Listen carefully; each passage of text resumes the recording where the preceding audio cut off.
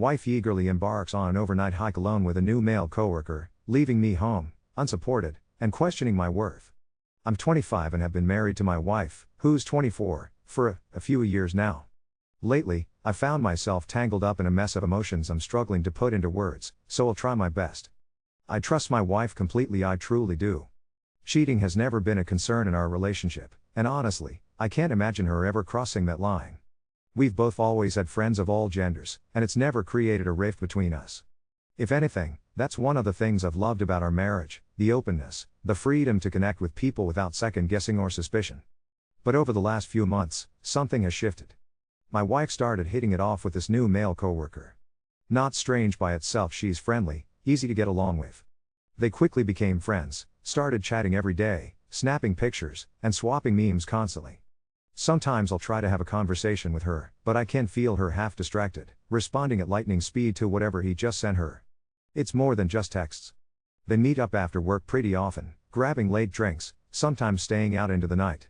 She doesn't try to hide it, she'll just text me while she's already out, saying she's with him. There's never been an invite for me, either.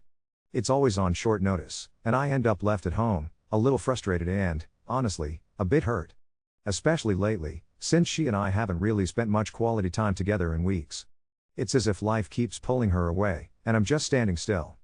The part that's really getting to me is their latest plan. They've been excitedly talking about this hike for a week's, a cool adventure, apparently, but it's not just any day hike. It's an overnight trip, just the two of them.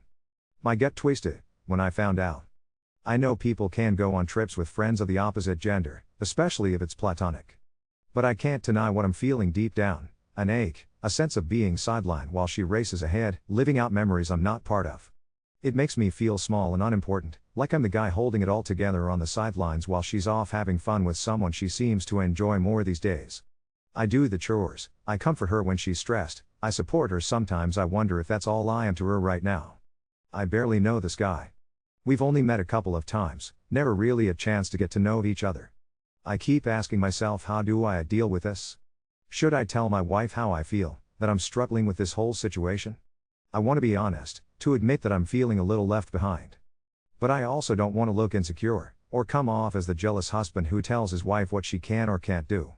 She seems so excited for this trip, and I don't want to be the reason she can't go.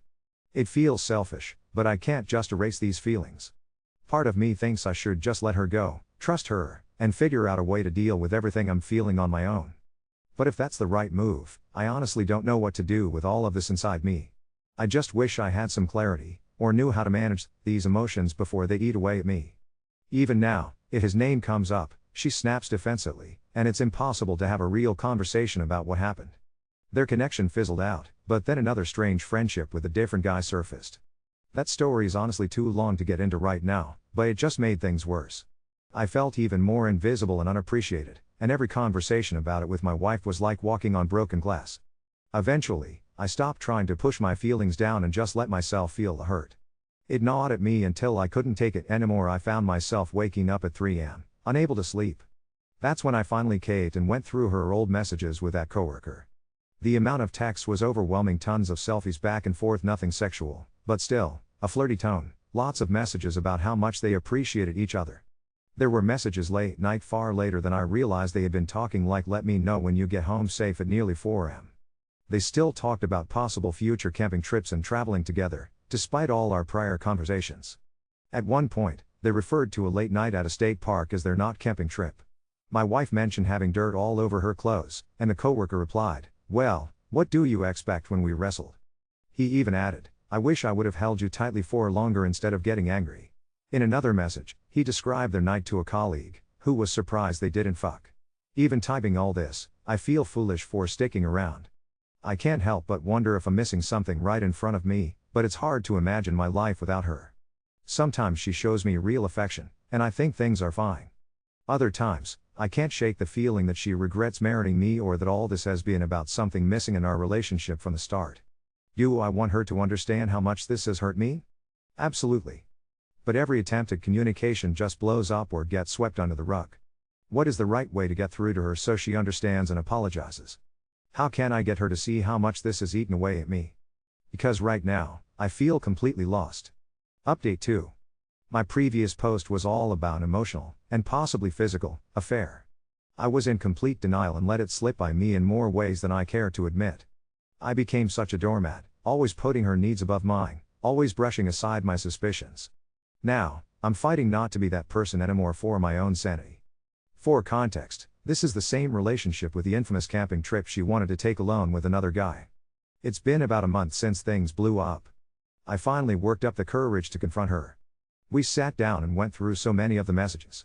Surprisingly, she wasn't angry or defensive like I thought she would be. Instead, she was apologetic and said she was sorry. That night felt like a tornado, but there was quiet in her response I didn't expect. Since then, we've gone to a handful of couples counseling sessions. She maintains that nothing physical ever happened, but she always has a reason for each message, some way to explain how it didn't mean what it looked like. And then there are those other texts, the ones she just can't seem to explain in any way that makes sense. I keep replaying her apologies in my mind. The first time she said sorry, I wanted so badly to believe it. But then, every conversation after that seemed to turn into her deflecting everything back onto someone else, onto circumstances beyond our control. She's afraid of losing her job, afraid of how things might affect her. She blames childhood trauma, claims she burned things only because her friend wanted to. On and on. I just want her to take responsibility, to own her part in all of this. She insists she never had romantic feelings for him, never. When I showed her the more intimate messages, she finally admitted the level of intimacy, but right away tried to justify why it was different or not what it looked like. The pieces never really fit together. Every time she tells me she loves me, I think, how could she do this if she actually cared? I become a wreck over it all, barely functional at work, losing all sense of a normal, productive life. I want to crawl into a hole and disappear sometimes. I feel so utterly exhausted. When I'm with friends or lost in my hobbies, for a little while, I can forget. But the moment it's over, the pain rushes back in waves. My self-esteem feels shattered. All I do is process, think, analyze, spin circles in my head, trying to pick apart the truth. She's been out of town for a week and is coming home soon. The thought of it makes me spiral. I dread it so much, not just the confrontation and drama, but even just the idea of her being around me. I feel no joy at the thought of seeing her. It all feels like a dream, a life I'm floating through without actually living. I am just barely putting one foot in front of the other every day. It's like I'm constantly seeking someone to tell me what to do, to put the answer in my hands so I don't have to make this decision myself. But I know deep down, that's not what I need. I need to make this decision for me, and only for me. Right now, I'm leaning toward leaving. I've confided in a few close friends, and those conversations have been eye-opening. They made me really ask myself, what am I actually getting out of this relationship? The truth is, right now, I can't think of much. I keep questioning whether I'm just hurt, whether that's coloring everything in the past gray, or if maybe the scales have finally fallen from my eyes. Maybe I'm seeing just how much I've given up for her, and more than that, seeing that she's not really that good of a person, at least not in the way that matters between us. But there's always that nagging feeling, if I leave, does that make me the bad person? Am I going to hurt her? That guilt sits on my chest, but I'm trying, really trying, to silence it. Because I shouldn't worry about her feelings right now, I need to worry about mine. That's where I am. Somehow, I keep moving forward, faltering, standing, hesitating. And I'm still hoping, deep down, that something will help me feel whole again. Update 3. It's been a while since everything went down, but I often find myself reflecting on what happened, and I think sharing my story could give someone else a bit of hope, or maybe just satisfy some curiosity. My journey started with a sickening gut feeling. My wife had formed an inappropriate relationship with a coworker, and it boiled over when he invited her to go camping. Just the two of them. At a time when I wouldn't be able to join. That was the catalyst. After a long, tense talk, she eventually didn't go, but things were nowhere near resolved. I told myself things were improving, that we were healing. In reality, I was in deep denial. The truth stared right at me as I pored over her texts with this guy. Every word was a new stab of confirmation. It was clear, she was unfaithful. That's when my sense of reality started to fracture. We both went to therapy, together and separately. I asked hard questions about what was broken between us and why she needed to go outside our marriage. More of the story came out. Despite all my efforts, she could never fully meet my needs. We fought, we argued, we changed therapists, and despite all that, things didn't get any better. For healing to even have a chance, I needed two things from her: accountability, and new boundaries. She just couldn't take responsibility. It was always someone else's fault, or some circumstance beyond her control. There were glimmers of hope where it seemed we were making progress, but those faded fast. Eventually, she refused to admit any wrongdoing at all, claiming she was simply the victim of sexual harassment. Then she flipped it and blamed me for not supporting her, for possibly not supporting her in future crises. I caught myself spinning in the strange, gaslit world, but I was able to snap out of it. Boundaries became the next battlefield. I needed her to drastically shift her friendships, especially with other men, and prioritize our relationship. One guy in particular kept coming up. She would nod along in our talks and pretend to understand, but her behavior said otherwise. Two moments stick with me. The first was my own birthday. We both had the day off, and she told me she had lots of work to do that morning and afternoon. So I made my own plans. But when she finally came home, I realized she had spent all those hours on my birthday with this new male friend. The guilt was written all over her face when she walked in. She apologized over and over, even saying, "I don't know why I keep hurting you." The next incident was nearly a repeat of the past. She was dead set on going to a concert in another city alone with that same guy. The whole scenario felt so familiar, the same script. After long arguments, she finally didn't go, and she was clearly not happy about it.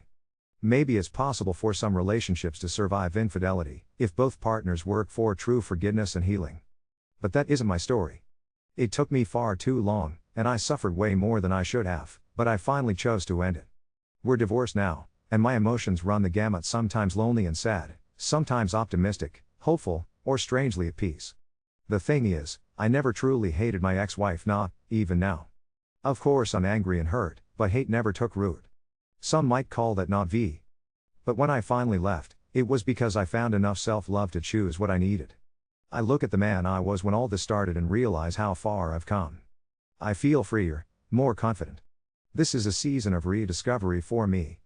I'm not looking to date. I'm not even sure if marriage or any long-term relationship will ever be in the cards. Weirdly, I'm okay with that. For so long, my entire identity was tied to being a husband, a partner. Finding myself apart from all that feels strange, but it's exactly what I need. There have been other fights and odd stories in the past year or two, but that's the essence of what I've gone through. Through it all, my friends and family have been incredible, helping smooth out the chaos as best as they could. Though, her mom definitely freaked out about the divorce and flooded me with text after text. Then there's my former best friend. He understood more than anyone else what I was going through, and at first he was supportive. But after I made the decision to finally leave, he tried talking me out of it, telling me I was making a mistake, saying all sorts of crap when all I needed was support. Now I don't know where things stand with him. I honestly don't even have the energy to try to resolve it right now. So I find myself wondering, should I even bother with that friendship? Or just let it go? Update 4. I thought I was done writing about this. Life had finally flattened out into something I could hold without squeezing too hard. Then an envelope showed up with a heavy letterhead and my name spelled out in full, middle name and all. It was a request more like a demand from an outside law firm asking me to participate in an internal investigation and potential litigation tied to her old workplace. Her coworker. All of it. I almost threw it away. I didn't. A week later I was in a glass conference room listening to a woman in a gray suit explain process and scope and confidentiality, while my gut did slow flips. I signed something. They asked me to walk them through timelines, what I saw, what I knew, if I still had any messages. I told the truth. Then they slid a manila folder across the table and asked me to verify whether certain screenshots matched what I'd seen before. They did, and some I'd never seen. Messages from an app I didn't know they used. The same tone, the same giddy intimacy that had put me on my knees, but more blunt. There was a thread from the night at the state park. She wrote, "I can't stop thinking about how safe I felt in your car," and he wrote back, "I miss the way you tucked your head under my chin." Another one, weeks later, she told him she still had a mark on her collarbone and he replied with a stupid joke and a heart. It wasn't a smoking gun, if we're being technical. It was worse, it was all the space between what she said and what was real. When they let me take a break, I stared at the vending machine and tried to pick something, anything, that could anchor me. I ended up with warm water. On my way back, I passed him in the hallway. He looked smaller than I remembered. He didn't smile. He said, barely above a whisper, "I'm sorry, man." I told him I didn't want details. He nodded like he'd expected that. One of the lawyers popped her head out and herded us back into separate rooms like we were bad kids. I went home and sat in my driveway for 45 minutes with the car off. I didn't cry. I didn't rage. I just felt, still. Heavy, but not drowning. It's strange when the thing you've been bracing for finally hits and the world doesn't end. It just turns 1 degree and you realize you're not where you were standing before. That night, there was a voice memo from her. I let it sit for 3 days before I listened. Her voice was flat, almost clinical, like she'd rehearsed it. She said she was sorry in a way that didn't try to twist itself into 1,000 excuses. She said she lied because she couldn't tolerate the version of herself that would have to tell the truth. She said she's starting a program, that she won't reach out again after this. She didn't ask me to respond. I didn't. The best friend thing he finally reached out to. Can we grab a coffee? We met at the same diner we used to hit after softball games. He looked tired in a way that had nothing to do with sleep. When we sat down, he went straight to it. He told me he'd been talking to her during the worst of it, behind my back. He said he thought he was helping. He said he was scared I'd blow up my life in anger and regret it, and he wanted to hear her side to make sure I wasn't missing something. He told me he shared parts of our conversations with her. Not the worst parts, he said, like that made it better. I sat there and listened to the fork clatter and the grill hiss and felt this old friendship I'd loved so much just tilt. I told him I needed him to leave it, to stop trying to fix me by triangulating with my ex. He took it. He looked me in the eye and said, I was wrong. I paid the check and we walked out without making future plans. I don't hate him, but the space between us is real now. Maybe it closes one day. Maybe it doesn't. A week after the deposition, her mom texted me a photo of a painting I'd done years ago that I'd forgotten. I even made a crooked little watercolor of a mountain lake we never visited because we were always too busy. Do you want this? She asked. I said yes. She left it on my porch in a grocery bag like contraband. No note attached. I hung it over my desk. I took a trip because I didn't know what else to do with my hands. Nothing dramatic. Just a cheap cabin 2 hours away, off-season, the kind of place that smells like old pine and dish soap. I woke up before sunrise and drove to a trailhead I picked at random. It was all switchbacks and silence, the kind you can't hear. At the top, I sat on a cold rock and watched the sky do that soft, pale thing it does when it's making up its mind to be day. It was the first time in a long time I didn't feel like I was borrowing my own life. When I came back, my apartment felt less like a storage unit and more like a place a person lived. I cooked dinner without my phone propped up next to the stove. I answered emails. I slept. I woke up without dread. Small, ordinary victories that don't look like anything on paper but add up inside. There's no neat bow on any of this. I didn't get a grand confession that reset time, and I'm not going to pretend I'm above wanting that sometimes. What I got was honest enough to stop the loop in my head. I don't have to guess anymore. I didn't know how badly I wanted that until it was in front of me. As for what to do with the friendship, I think the answer turned out to be nothing dramatic. No speech, no blow-up. Just a line I drew quietly and then kept standing on my side of. It's strange, it feels like most of my life right now is built out of lines I didn't know I needed. Don't answer the call, don't explain yourself to people who would twist you into a pretzel, don't go on hikes you weren't invited on. Do drink the warm water. Do watch the sky. Do let yourself be boring and okay. Update 5. I thought the last envelope would be the last of it. Then a guy in a windbreaker knocked on my door at 7:06 am. Like he was delivering a pizza. He said my name, mispronounced it, handed me a thick packet, and asked me to sign a little gray screen with a stylus that didn't really work. Arbitration, not court. Attendance required. The words looked official and also stupid. I put the packet on the counter and stared at the coffee maker until it clicked itself off. The hearing was in one of those buildings that all smell the same: carpet glue and old HVAC. The conference room was too cold. A pitcher of water sweated on a coaster like it was doing a hard part. They told me where to sit and how to keep my eyes on the person asking questions. I said my name, spelled it, raised my right hand. My pulse felt like there was a little bird stuck in my wrist. She was there. I saw the crown of her head when they brought me in, hair shorter, a jacket I didn't recognize. He was a few chairs down from her, staring at a yellow legal pad like it might answer for him. We didn't make eye contact. If you'd told me a year ago that we'd sit in the same room and look everywhere but at each other, I wouldn't have believed you. And yet there we were, the air between us perfectly obedient. The questions were familiar but sharper. Dates. Times. Words that had already lived in my mouth more than once. They asked about that night at the park. I told them what I knew, which was mostly what I'd read and how it all felt like being inside a funhouse mirror where you can't trust your own height. I said the line about wrestling. I said the part about the dirt on her clothes. Each time I spoke, a woman on the end tapped something down on a laptop like she was nailing siding. Then someone on his side asked if I'd ever seen them kiss. No. Had I ever suspected they'd kissed? Yes. They asked why. I said because I know how people talk when they've done something they can't name out loud. The question hung there, embarrassing and obvious. The ceiling vent clicked on. They let me step out while they argued about wording I wasn't supposed to hear. The hallway had that hollow echo that makes you walk softer. When they called me back, it was her lawyer this time, and the questions were about my marriage, not just the itches. I told the truth without turning it into a performance. I didn't want to. I didn't have it in me. At one point he cleared his throat and said, "We kissed," like he'd been holding a glass and finally set it down.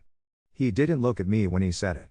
He looked at the table and then at the woman with the laptop, as if there was a correct spot to direct confession. No one gasped. A man coughed behind his fist. The building went on humming. My head didn't explode. It was almost generous, how ordinary it all was. When they were done with me, I sat in the lobby by a plant that was trying its best under bad lights. A guy from facilities walked by with a rolling trash bin, the wheel squeaking a little. Somewhere in the city two people were fighting about something else entirely. I got up and hit the elevator button and watched the little numbers count me down into a different day. I ran into him at street level because of course I did. He was holding his jacket in one hand like he'd lost the thread of how sleeves work. He said, "I meant it when I told you I was sorry." The second apology felt flatter than the first. Maybe that's on me. Maybe apologies have a shelf life. I said, "I know," which was true in the sense that I recognized the sound of the words leaving his mouth. He nodded, and we stepped around each other like furniture. A week later a reporter emailed me from an address that looked real enough to be dangerous. She said she was writing a piece about culture and patterns and the way certain offices teach you to lie by accident. My name had come up more than once. Off the record, she promised, which is a phrase that sounds like down pillows but is really just a different kind of hard chair. I told her I wasn't a source and I wasn't a character, that I didn't have anything to add that would help the people who actually needed help. She thanked me anyway. 2 days after that, someone texted me a link. There it all was, shined up and set out like appetizers at a party where you only know one person. A sentence I'd said to no one but my therapist showed up too, not quite mine but close enough. My phone did the thing where it buzzed for an hour and then gave up. Her mother called me and didn't leave a message. Just the little spike of a missed call and then the silence after. I stared at the number and then set the phone face down under a magazine like it was something sharp. Later she texted a photo of a cardboard box with my handwriting on the side. Old notebooks, I think. Should I drop this off? I told her I could swing by. Better to see the living room I used to pretend was home than have another bag show up on my porch like evidence. The box was heavier than it looked. She hugged me on the threshold, smelled like the same detergent and something floral. We didn't talk about anything important. We talked about the weather and the way the cat had started sleeping in the sink for no reason. On my way out, she handed me a Ziploc bag with a small silver ring inside, the one I bought from a thrift store the first time we camped together, the joke ring that turned my finger green.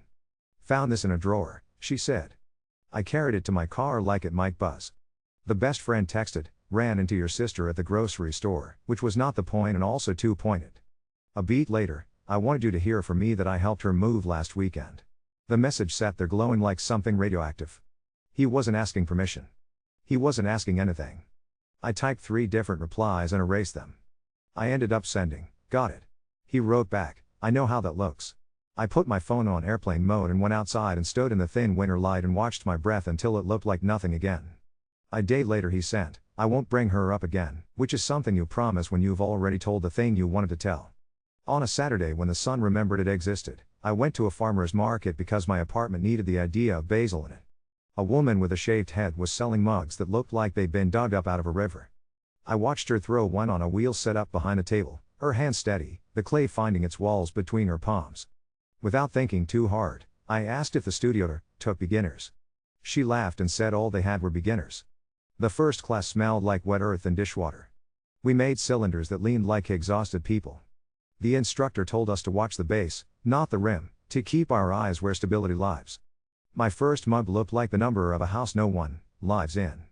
I took it home anyway. It holds pencils like a champ. Someone from the law firm called to tell me the arbitration had resolved. They didn't say who settled or how or for what. They said I might get a check to cover mileage, which made the whole thing feel like an errand. An envelope appeared 2 weeks later with a check for $37.80. I almost threw it away, just to prove a point to no one, then cashed it and bought a new kitchen knife because the one I had was bending in the middle like a tired back. I chopped onions with the new one and they cried the same amount but cleaner. I took the box of notebooks out to the curb for recycling and then pulled one back because I couldn't help myself. Inside was a map I'd drawn of a trail we'd never actually hiked, little X's for where we would have eaten sandwiches. I felt this soft ache that wasn't about them, not exactly. It was about plans that had never gotten a chance to be stupid. I folded the map back into the spiral and put it in the bottom drawer of my desk. Not to keep the past alive. Just to remember that I get to draw new maps, and they don't have to fit anyone's leg but mine. I saw her once, by accident, at the plant store out by the highway. We both reached for the same pathos like a sitcom, then jerked back like it had teeth. She said my name without a question mark. I said hers. We stood there in that weird aisle of green things pretending we didn't both know the exact shape of the other's face in the dark. She asked how I was. I said, better than before. She nodded and said, me too, and I wanted to believe that for her because it made the space between us feel less like waste and more like a field that could grow something neither of us would ever stand in. We didn't hug. We didn't make plans. We picked different plants. I paid cash so I wouldn't have to sign my name. There's a little dog in my building that has decided I belong to it between the elevator and the mailboxes. His name is Moose, which is funny because he's the size of a loaf of bread. His owner is a retired math teacher who tells me about prime numbers and the best route to the library. Moose throws his whole body into believing I showed up for him. I scratch behind his ears and he makes that low satisfied sound that's just air and trust. I didn't know I needed that noise until it was there, every other afternoon, dependable as the mail. None of this is dramatic enough for a movie. The case is over or paused or shelved, and I'm a line on a list in a file folder on a server in a building with humming lights. There are fewer envelopes in my life now. Fewer knocks. The painting above my desk has started to look less like a thing I lost and more like a place I might still go. At night, I wash the one plate I used and let it dry on the rack without touching it with a towel. In the morning, it's always there, clean and cool, ready. That's the shape of my days lately. Not parties. Not fires. Just small, ordinary proofs that I can live my way through this and end up on the other side, holding a mug that leans and still works, a knife that cuts where I point it, a plant that grows toward the window without asking my permission. Update 6. I thought I'd aged out of surprises you can hold. Then my mailbox coughed up a glossy little square with eucalyptus leaves printed in the corners, and their names, in a font with too many curls. Save the date. Wrong address in the system, probably, or no one bothered to weed me off a list. The city was ours. The month was soon. It wasn't an invitation. It was a headline. I stood in my kitchen and let the card anchor itself to the counter with condensation for my water glass. Moose nosed it like he was considering RSVPing for me. I flipped it over and wrote not at this address in the neatest handwriting I own, then set it by the door with the junk coupons and a rubber band I keep swearing I'll throw away. I didn't rage. I didn't congratulate. I felt the small click of a lock I didn't know I'd been holding go quiet. The next morning, the elevator doors opened on the wrong floor and there was my neighbor on the ground in his hallway, one leg bent weird under him like a pretzel someone sat on. The air had that metallic smell of panic and penis. He was white as chalk but joking anyway. Prime number injuries are rare, he said through gritted teeth, which didn't make sense but sounded like him. Moose hovered and tried to turn himself into a blanket. I called 911. The paramedics showed up in matching jackets and kindness and took him in a soft hurry. He looked at me as they rolled him away and said, hold on to him for a few days. He met Moose. I said yes before my brain got there. A few days turned into a week and then a voicemail from a hospital bed with the squeak of a TV game show in the background. Hip fracture. Rehab. Stairs in the building are a problem. Would I if I wanted hang on to Moose longer? He likes you. You don't make him perform. I put the phone on the counter and looked at the dog who looks like a loaf of bread and cries when pigeons ignore him. He blinked at me with the confidence of someone who assumed the world is a soft chair. Okay, I told him. He wagged his whole body like we'd solved math. Moose came with a bed that looks like a boat and a leash that has been chewed in exactly one spot. He sleeps like a comma at the foot of my couch. He talks in his sleep sometimes, little huffs that sound like lowercase dreams. I buy him a toy shaped like an avocado because the woman at the register says dogs like faces. He prefers the crinkly plastic water bottles out of my recycling. We learn each other's steps. He learns that I move like a person who used to live inside a whisper and is working his way back up to a voice. I learn that a 9 p.m. walk is its own kind of therapy when the streetlights make everything look deliberate. At the studio, someone brought in a sign that says everything is salvageable until it isn't. We all laughed, and then, the way jokes sometimes happen, the sign felt like a rule. I made a bowl that slumped in the last 5 minutes like it had seen too much. The instructor showed me how to trim the collapse into a little dish that holds rings you don't wear anymore. I didn't say anything. I glazed it the color of wet slate. It came out of the kiln better than it had any right to. The save the date wrote around in my bag for 3 days because I kept forgetting to drop it back in the lobby mailbox. On the third day, I walked it downstairs and slid it in with the same motion you use to return library books you meant to finish. A resident I don't know held the door with an elbow and said my dog is famous in the building. Moose preened like he understood press. Work offered me 2 days remote and I took both, not because I needed them but because the map in the bottom drawer of my desk had been itching like a bug bite I couldn't scratch. The lake I'd painted crooked was 3 hours and some change away if you counted the break to let Moose pee on something that turned out to be the world's least impressed bush. We drove with the windows cracked and the radio off. Moose put his head on the console like a co-pilot with no license. The trail up to the lookout smelled like sun-warmed sap and old leaves, being polite. Nobody talked. Even Moose kept his commentary to the occasional sneeze and invisible gossip. The lake, when it finally decided to be itself in front of us, was the exact color I'd made up years ago with cheap watercolor pens and guesswork. It was flatter than the painting, which feels like a complaint but isn't. I sat on a rock that knew the job and watched light crawl over the water and little panes. Moose tried the shore, paws splayed, then got brave and did the goofy dog paddle that looks like a science experiment. He came out with his chest puffed like he'd invented swimming. I laughed out loud, which felt like a slip and a win at the same time. I didn't take a photo. Not because I'm above it. Because I wanted the selfish version where no one sees it but me. I touched the stupid thrift ring through the pocket of my jacket and didn't turn it into a ceremony. I didn't throw it or bury it or hold it up to the light. It warmed against my palm and then forgot to matter for an hour. On the way down, we passed a family arguing gently about crackers, and an old couple holding hands like teenagers do when the move is end. I thought about the painting over my desk and how it had been a placeholder for something I hadn't let myself try. Placeholders are still places, I guess. When we got back, there was a small, square box on my doormat with the math teacher's handwriting that tilts up hell. Inside, Moose's vet records in a manila folder, a spare collar, and a note that read, "If you want him to be yours on paper too, the lady at the desk knows me." It felt like signing for a package I'd already opened. I took Moose to the park to think about it. He found a stick he loved, and then forgot where he'd put it 2 feet later and looked shocked. I told him, "Me too, buddy." The next morning, I put my name next to his at the clinic. The receptionist cooed at him like he'd done the paperwork. He rolled over and showed her the truth of his stomach. It felt like buying a thing I needed and also like being handed a job I was already doing. My phone did its occasional ghost buzz that means someone in the same city decided to want my attention. A mutual friend sent a screenshot of a registry link with a line of sparkles. I stared until the sparkles looked like dust. I typed, "Got it," and then put the phone in the freezer for a minute because I don't always make sense either. When I took it back out, nothing urgent had grown in there. I deleted the link. Curiosity is a muscle I'm trying to make smaller. At night now, Moose does circles on his boat bed before he commits to grouty. I wash 2 bowls instead of 1.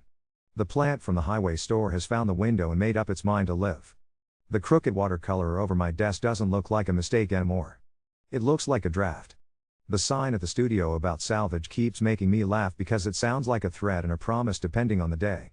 The knife still cuts clean. The mug I made for pencils holds a pen with a blue cap I keep forgetting to click closed. The door to my place sticks a little less when it rains. Maybe that's the building. Maybe it's me. I don't know. A few days after the lake, the math teacher called from rehab. He sounded like a person who had learned to count brats instead of sheep.